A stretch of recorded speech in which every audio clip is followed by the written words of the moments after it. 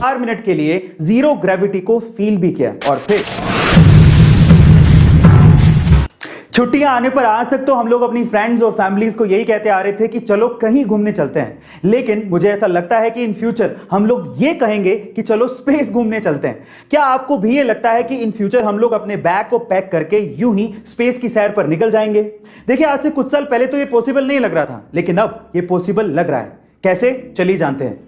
सन 2000 से पहले तो विकसित और विकासशील देशों की गवर्नमेंट फंडेड स्पेस एजेंसीज के एस्ट्रोनॉट्स ही स्पेस मिशन के हिस्सा हुआ करते थे और हार्डकोर ट्रेनिंग के बाद उन्हें स्पेस में भेजा जाता था। उनमें से आप लोगों ने अमेरिका की नासा, इंडिया की इसरो, रशिया की आरएफएसए या फिर चाइना, यूरोप या जापान की स्पेस एजेंसीज के नाम सुने होंगे। लेकिन सन 2000 के बाद इसमें कुछ प्राइवेट एजेंसीज भी शामिल हो गई थी। मैं आपकी जानकारी के लिए आपको बता दूं कि सबसे पहले सन 2000 में ब्लू ओरिजिन फॉर्म हुई, जिसके मालिक जेफ बेजोस हैं। सन 2002 में स्पेसएक्स फॉर्म हुई, जिसके मालिक एलॉन मस्क हैं। और सन 2004 में वर्जिन गैलेक्टिक फॉर्म हुई, जिसके मालिक रिचर्ड ब्रैंसन हैं। यानी कि आज से 15 से 20 साल पहले ये प्राइवेट स्पेस एजेंसीज फॉर्म हुई थी। इन प्राइवेट स्पेस एजेंसीज के स्पेस मिशंस में से एक मिशन यह भी था कि सस्ती स्पेस व्हीकल्स बनाई जाएं ताकि एस्ट्रोनॉट्स के अलावा बाकी लोग भी स्पेस का नजारा ले सकें। और अब फाइनली ये सपना पूरा होता दिख रहा है। बाय द वे, स्पेस अर्थ से ज्यादा दूर नहीं है जहां पर आप जीरो ग्रेविटी का आनंद ले सकते हैं। ऐसा कहा जाता है कि अर्थ से 80 से 100 किलोमीटर ऊपर वो स्पेस शुरू हो जाता है जहां पर आप जीरो ग्रेविटी को फील कर सकते हैं। पर ये 80 से 100 किलोमीटर की दूरी को फांदने में भी इन प्राइवेट एजेंसीज को 15 से 20 साल लग गए और फाइनली जेफ बेजोस और रिचर्ड ब्रैंसन की कंपनियों ने यह कर दिखाया। तो चलिए इनके बारे में बात करते हैं एक एक करके। वैसे जेफ बेजोस 20 जुलाई 2021 को स्पेस की यात्रा करके स्पेस में जाने वाले पहले कारोबारी बनना चाहते थे, लेकिन उससे पहले ही वर्जिन गैलेक्टिक के रिचर्ड ब्रैंसन ने गुगली मार दी और स्पेस की यात्रा करके वापस भी आ गए और यह टैग उन्होंने अपने नाम कर लिया। फिर उसके बाद बारी आई जेफ बेजोस की, लेकिन जेफ बेजोस और रिचर्ड ब्रैंसन के जाने का तरीका बेहद अलग था। सबसे पहले हम बात करते हैं रिचर्ड ब्रैंसन के जाने के तरीके की।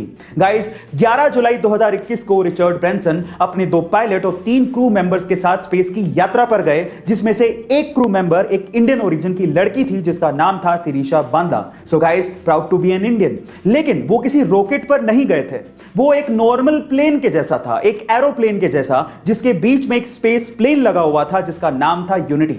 सबसे पहले उस प्लेन ने नॉर्मल तरीके से उड़ान भरी और उसके बाद जैसे ही 50,000 फीट पर पहुंचे, सेंटर से यूनिटी स्पेस प्लेन अलग हो गया और उसके बाद सुपरसोनिक स्पीड से अर्थ से करीब 80 किलोमीटर ऊपर जाकर स्पेस में पहुंच गया। और उसके बाद आया मैजिकल मोमेंट। सारे क्रू मेंबर्स ने लगभग 4 मिनट के लिए जीरो ग्रेविटी को फील भी किया और फिर unity space plane normal plane की तरह लैंड हो गया और इस तरह से रिचर्ड ब्रैंसन और उनके क्रू मेंबर्स ने पहली स्पेस की यात्रा खत्म की। गाइस, अगले साल रिचर्ड ब्रैंसन की कंपनी वर्जिन गैलेक्टिक बाकी लोगों के लिए भी स्पेस की यह सैर शुरू करने वाली है, जिसके लिए वो पर ट्रैवलर 2 से 2.5 करोड़ रुपया चार्ज कर रही है, जिसके लिए अभी तक 600 से ज्यादा रजिस्ट्रेशन भी हो चुके हैं और उनमें जस्टिन बीबर और लियोनार्डो डिकैप्रियो भी शामिल हैं।